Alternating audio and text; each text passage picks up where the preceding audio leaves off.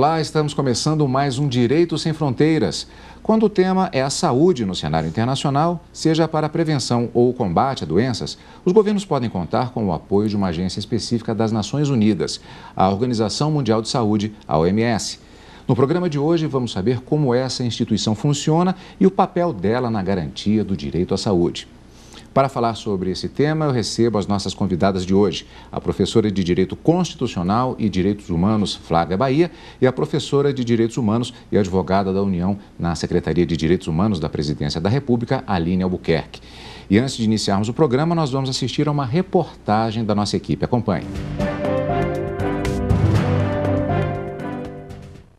A preocupação com a saúde internacional se tornou evidente após a Segunda Guerra Mundial e levou à criação da Organização Mundial da Saúde. A instituição possui 193 Estados-membros, entre eles o Brasil. Junto com governos e instituições das nações parceiras, a OMS presta assistência ao redor do mundo.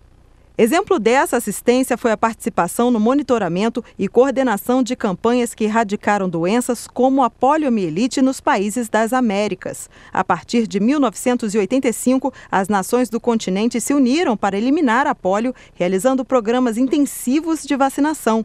O esforço conjunto com a OMS atingiu a meta quase uma década depois, em 1994. O sarampo é outra doença que causa preocupação no âmbito internacional. As mortes no mundo diminuíram mais de 70% entre 2000 e 2011, mas a OMS reconheceu surtos da doença em países como a Índia, Nigéria, Etiópia, Congo, Paquistão, França, Itália e Espanha. No Brasil, por exemplo, o sarampo ainda não foi erradicado e no final do ano passado, o governo do Distrito Federal realizou uma campanha de vacinação contra a doença para pessoas que fossem viajar para países dos continentes europeu, africano e asiático. Nessas nações, de acordo com a OMS, ainda não há uma cobertura ampla da vacina contra a doença que atenda a toda a população, a ponto de erradicar o sarampo. Além da OMS, a Organização Pan-Americana da Saúde, a OPAS, se dedica a melhorar as condições de saúde da população dos países das Américas. As organizações também desenvolvem ações em casos de conflitos armados nacionais e internacionais, garantindo assistência médica aos feridos e a segurança a quem presta o socorro. Eu gostaria de cumprimentá-las e agradecer aceitar o nosso convite para falarmos a respeito desta instituição, que sem dúvida é uma marca tanto do século XX quanto nessa entrada do século XXI, já que estamos na segunda década, portanto, com os noticiários a todo instante falando a respeito dessa questão fundamental. Mas qual é fazendo um recorte histórico, como nós gostamos de fazer aqui no Direito Sem Fronteiras, como se deu a criação da Organização Mundial de Saúde? Bem, primeiro a gente tem a Guerra Mundial, a Segunda Guerra Mundial, que foi um divisor de águas na história dos direitos humanos no século XX. A criação da Carta das Nações Unidas, em 1945, e em seguida uma série de organismos internacionais foram sendo criados, revendo os conceitos clássicos de soberania. E a Organização Mundial ela é criada em 1946, mas só consegue o número de assinaturas para entrar em vigor em 7 de abril de 1948.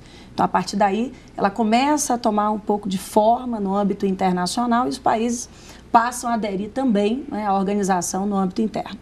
Eu já vou fazer uma pergunta para a professora Aline, mas antes eu gostaria de insistir num ponto bastante específico, quando se trata de contexto histórico, que quando se fala particularmente da Segunda Guerra Mundial, aliás, se diz que o século XX se divide em antes dela, durante ela e depois dela.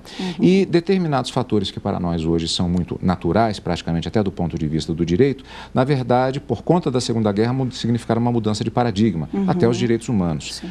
A senhora disse que demorou-se um pouco até se conseguir a assinatura. Essa preocupação mundial com a saúde também, nesse sentido, foi um divisor de água no próprio pensamento da humanidade?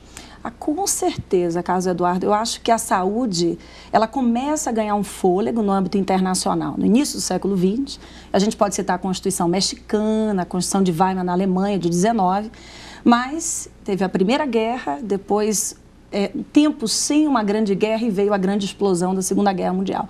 Então, eu acredito que não só a saúde, mas os direitos humanos em geral, eles ganharam um fôlego importante no âmbito internacional no período pós-1945.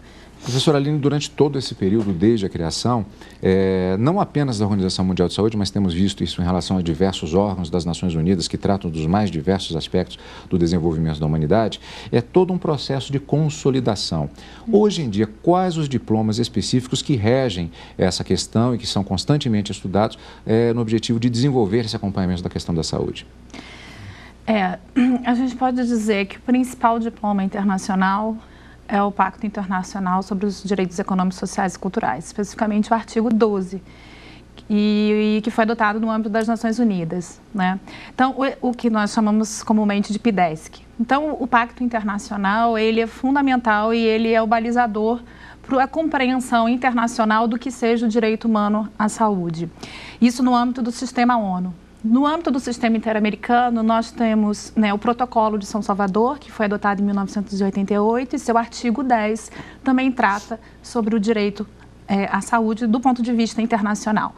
Então, são os dois diplomas principais. Mas nós temos nas convenções específicas adotadas no âmbito das Nações Unidas, então, por exemplo, na Convenção sobre os Direitos da Criança, na Comissão relacionada à discriminação, né, e a defesa dos direitos das mulheres, de enfrentamento à discriminação racial, na Convenção sobre o Direito dos Migrantes, enfim, em outras convenções internacionais, nós temos dispositivos específicos que garantem, que asseguram o direito humano à saúde. Nós temos o Pacto Internacional e o artigo 12. Só que se a gente for pensar, direito humano à saúde, o que seria o conteúdo desse direito humano à saúde? Então, nós temos o comentário geral número 14, né, que é do Comitê sobre os Direitos Econômicos, Sociais e Culturais das Nações Unidas, que ele coloca o conteúdo desse direito humano à saúde. E dentro do conteúdo nós temos o quê? Os determinantes sociais da saúde.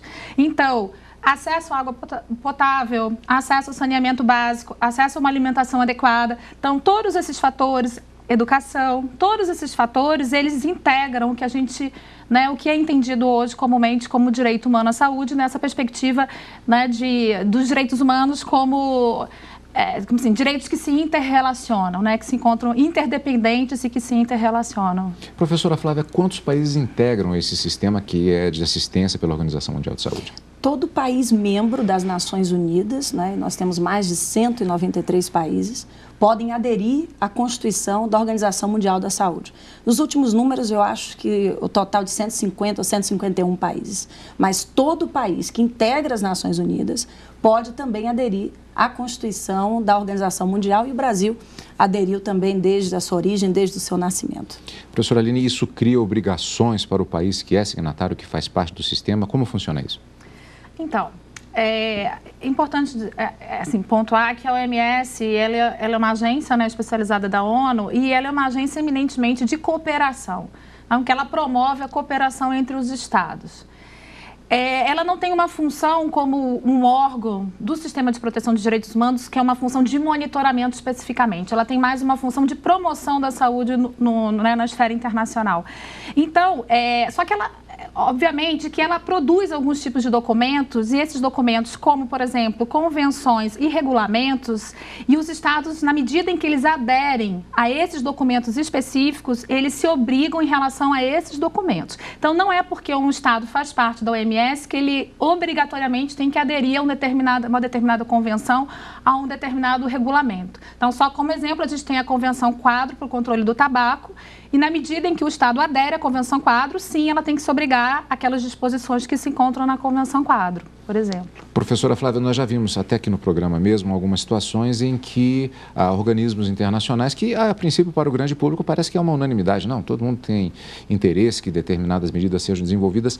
Não é bem assim. Muitas vezes, até por questões culturais, a resistência de alguns países a integrarem determinados sistemas. Até pela questão da soberania também. Isso acontece em relação ao OMS?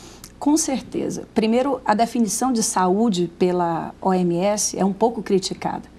A OMS define a saúde como um estado de bem-estar social, emocional, físico, e alguns especialistas dizem que é uma definição talvez um pouco complexa demais para um mundo com toda a sua diversidade.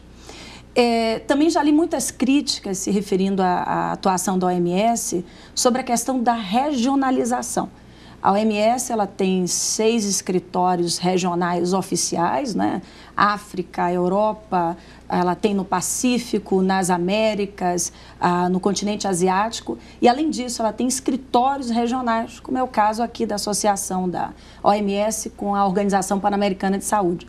E alguns autores têm dito que a OMS tem se preocupado mais com questões regionais, a miséria, a fome, a doença local, e se preocupado menos com a questão mundial e internacional. Eu me lembro de uma situação que talvez seja, eu perguntaria se é um exemplo justamente de uma questão delicada, que é objeto até de campanha recente, a chamada infibulação, ou seja, a chamada circuncisão feminina, que mexe com questões culturais profundas e é uma situação humana bastante profunda também.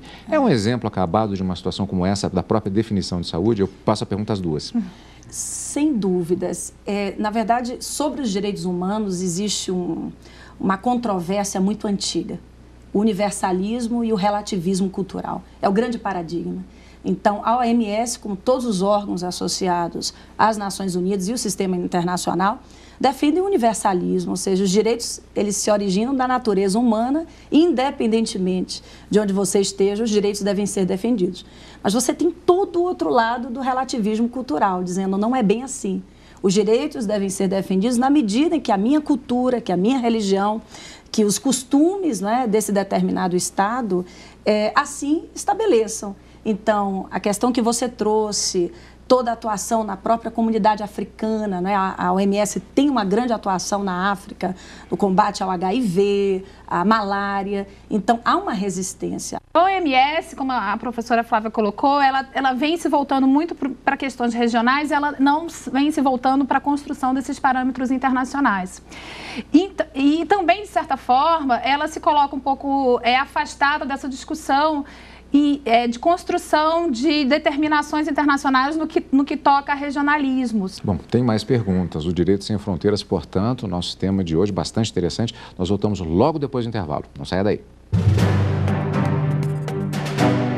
Nos dias 10 e 11 de abril será realizado o 2º Congresso Nacional de Direito Previdenciário. Serão abordados temas do direito previdenciário e as vertentes regime geral, regime próprio e previdência complementar, além de outros assuntos. O evento será realizado em um hotel em Natal, no Rio Grande do Norte. As inscrições podem ser feitas no site f3eventos.com.br/direito previdenciário.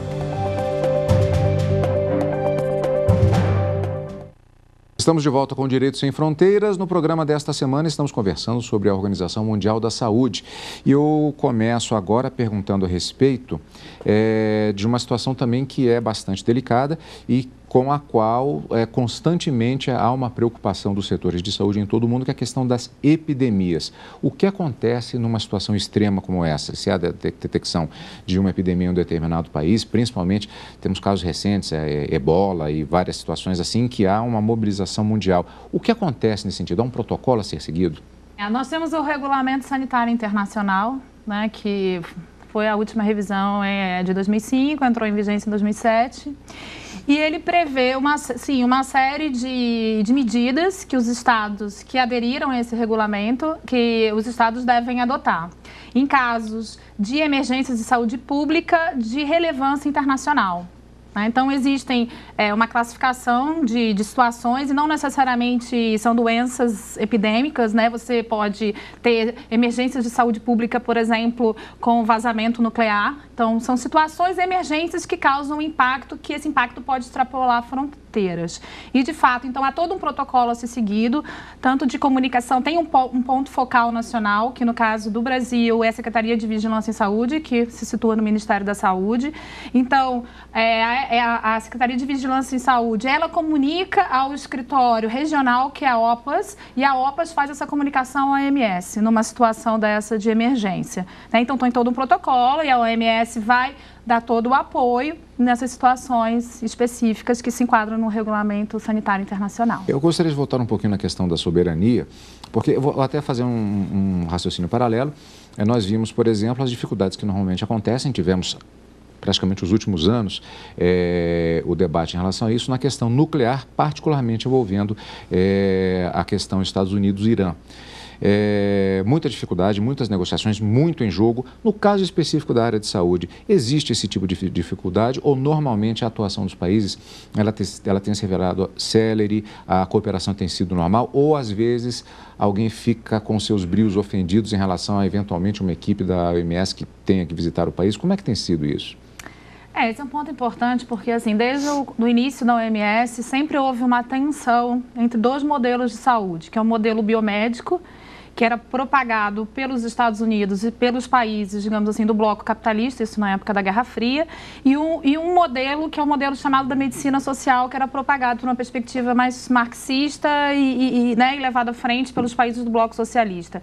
E essa tensão é uma tensão política e econômica, ela sempre permeou a OMS. Né? Então, não há como a gente dizer que as questões de saúde não estão relacionadas a questões políticas e econômicas. Isso envolve também a própria regulação da indústria farmacêutica, né? Que é uma questão que a gente sabe que é complexa e o poderio econômico da indústria farmacêutica é amplo e a OMS se coloca numa posição também complexa diante da regulação da indústria farmacêutica. Então, assim, a gente tem várias questões políticas e econômicas. Agora, quando, obviamente, a gente se depara com uma situação de emergência em saúde pública, de impacto internacional e que envolve fatores econômicos e políticos, a OMS, como qualquer agência da ONU, ela vai ter que saber como se colocar dentro desse panorama, porque a gente sabe que a ONU é um organismo eminentemente político e as agências da ONU também são. Existe alguma possibilidade, eu faço a pergunta às duas, de se determinar algum tipo de intervenção forçada em caso de necessidade, em caso de uma situação extrema? Algo já aconteceu, já se aproximou alguma vez desse tipo de situação? Olha, no âmbito das Nações Unidas, existem alguns mecanismos chamados de convencionais e não convencionais. O que é isso? Os convencionais são um sistema de comissões, de petições. Então, os estados aderem a esses mecanismos convencionais e assumem responsabilidades por isso. Agora, tem os mecanismos não convencionais e eles partem do primado de que se o estado faz parte das Nações Unidas, ele precisa realmente cumprir todos os ideais, todos os objetivos que cercam o sistema internacional. Então, você tem nessa parte do sistema não convencional, que é o que a sua pergunta leva. Nós temos a intervenção humanitária, que é o último aspecto, a assistência humanitária, com envio da Cruz Vermelha, né, distribuição de alimentos, medicamentos, já ocorreram inúmeras vezes em alguns estados africanos, por exemplo, onde a doença e a pobreza ainda são muito fortes. Nós temos os bloqueios econômicos, estados que não se relacionam como tentativa de pressionar, né, a que o estado que não esteja cumprindo as suas responsabilidades possa ser instado a cumprir. E a intervenção humanitária, Carlos, que é a última medida, é a medida da força, é tudo aquilo que as Nações Unidas não pregam, né? Ou seja, a gente veio de um período pós-guerra e não quer a guerra, então quer a paz. Mas há, no âmbito dos mecanismos não convencionais, a possibilidade de atuação, né, da força, o envio das forças. E na área da saúde em si, eu não me recordo de nenhum exemplo recente, né, de envio de forças, mas distribuição de alimentos, medicamentos, são políticas até comuns, né, adotadas pelo âmbito das nações. E controle de fronteiras, por exemplo, um país é identificado como foco de uma determinada doença em uma situação extrema. Se não houver aceitação do país, não se pode enviar, por exemplo, uma equipe para aquele local. Mas um controle de fronteiras pode ser determinado justamente para se acompanhar a entrada de pessoas que, porventura, possam trazer objetos até entrar infectadas no país. Esse tipo de medida é legalmente cabível? Então, mas o que essa colocação, ela é sempre quando o Estado não adere voluntariamente. Seria isso? Isso. Porque normalmente os Estados aderem, né? É uma situação muito extrema, porque interessa ao próprio Estado que ele faça o controle das suas epidemias. Mas numa situação muito extrema, obviamente que no território daquele Estado não há essa possibilidade de uma entrada forçosa. Então, você vai fazer o controle da fronteira, né? Mas é importante ressaltar que o Regulamento Sanitário Internacional, internacional, ele prevê uma série de medidas, e medidas que têm esse caráter fronteiriço e que comumente os estados vêm adotando. Falamos a respeito do acompanhamento da própria indústria farmacêutica e estamos falando muito de situações emergenciais, não é a única atribuição da OMS, claro, mas são normalmente as situações que mais chamam a atenção. Então, por exemplo, quando temos aquela situação em que há uma determinada epidemia e há uma demanda pelo desenvolvimento ou pelo menos pela distribuição de vacinas, a OMS atua nesse ponto também? Sem dúvidas, né? Aliás, a OMS ela funciona também como um grande centro de pesquisas, de apoio técnico, científico, né? Grandes atuações na área da saúde no plano internacional, biblioteca é fornecida para os Estados-membros, ela traz um aparato técnico muito importante e científico. Então, sim, o apoio à vacinação, me parece que aqui no país, junto ao Ministério da Saúde, a Organização Pan-Americana e a OMS, nós temos aí em 2014 várias vacinações de tuberculose, né? E tem o HPV também, ou seja, você tem medidas estatais justamente nesse processo de colaboração e cooperação. Sem dúvidas, a vacinação também é um grande eixo aí de atuação da organização. Vamos voltar para situações críticas. A OMS até, pois é, a gente fala em determinados temas, acaba puxando determinados assuntos. E, aliás, pela própria vocação, pela própria criação, da situação de criação da OMS, ela também faz um acompanhamento das situações de guerra, como, por exemplo, atualmente acontece na Síria e em outros países, porque são normalmente situações que implicam também sérios problemas de saúde para a população atingida. Ela tem uma atuação em situações de crise, né? Em crise decorrentes de conflitos armados e crises decorrentes de fenômenos naturais, como o próprio tsunami, que a OMS atuou, né, de uma forma bem contundente. Ela tem essa atuação, mas não, digamos assim, a Cruz Vermelha é a que atua de forma prioritária em situações de conflito armado em função das convenções de Genebra, que é o direito humanitário. Então, assim, não é, digamos assim, a principal linha de atuação da OMS, mas obviamente, né, o que ela puder atuar para promover a saúde naquela situação. Mas, digamos assim, quando nós temos uma situação de conflito armado caracterizado, você tem a Cruz Vermelha atuando, né, de forma mais proeminente nessas situações. Uma última pergunta para encerrarmos. O contexto de criação da OMS no século passado, o mundo, de alguns aspectos, ele na verdade não está tão diferente assim, particularmente no que se refere a conflitos, a não ser do ponto de vista que a forma de se matar, ela se desenvolveu bastante. Mas há também questões relacionadas ao próprio desenvolvimento das técnicas de saúde e tecnologia. A OMS, ela tem um processo de acompanhamento de todas essas questões para encarar esses desafios que têm surgido ao longo do século XXI. Eu faço a pergunta começando com a professora Flávia. Sem dúvidas, e eu acho que o papel dos escritórios regionais é justamente esse, não é? É o de conseguir acompanhar dentro do possível, na medida do possível, as preocupações de desenvolvimento ou não na área da saúde no âmbito interno. Pan-Americana de Saúde, juntamente com a Organização Mundial, que ela funciona como escritório da OMS no Brasil, tem atuado em grandes termos de cooperação. A linha de atuação do Brasil e organismo internacional aqui é chamada de termo de cooperação, termo de colaboração. E são mais de 80 termos de cooperação nesses últimos 12 anos. A vontade política ainda é a grande barreira para que tudo isso que a gente falou aqui hoje se torne uma realidade. A barreira interna e a barreira internacional também, né? Sem dúvidas. Professora Aline? Eu queria fechar que, do ponto de vista da saúde, um grande desafio hoje para a saúde são as doenças crônicas, né? Nós temos as doenças crônicas e há um certo mito de que as doenças crônicas elas são privilégios dos países mais ricos ou dos países desenvolvidos, né? E não é verdade, né? Ela assola de forma global os países, também países periféricos, países pobres. Então, hoje a OMS ela vem se focando e ela tem um programa global específico relacionado à dieta, a serviços físicos, para promoção, né, da saúde. Bom, muitas perguntas surgem sempre, é muito comum, os temas eles acabam se encerrando antes do que eu gostaria, porque eu gostaria de fazer mais perguntas, mas infelizmente o nosso tempo está esgotado. Eu gostaria de agradecer muito a participação de ambas. O nosso Direitos Sem Fronteiras de hoje está acabando. Eu conversei conversei com a professora de Direito Constitucional e Direitos Humanos, Flávia Bahia, e a professora de Direitos Humanos e advogada da União na Secretaria de Direitos Humanos da Presidência da República, Aline Albuquerque. Agradeço muito mais uma vez a participação de ambas aqui nos nossos estúdios. E você pode ajudar a fazer o nosso programa. Mande a sua sugestão para a nossa equipe. O e-mail é direitosemfronteiras@stf.jus.br. E para rever esta e outras entrevistas, acesse o nosso site www.tvjustiça.jus.br. A gente se encontra na semana que vem. Tchau!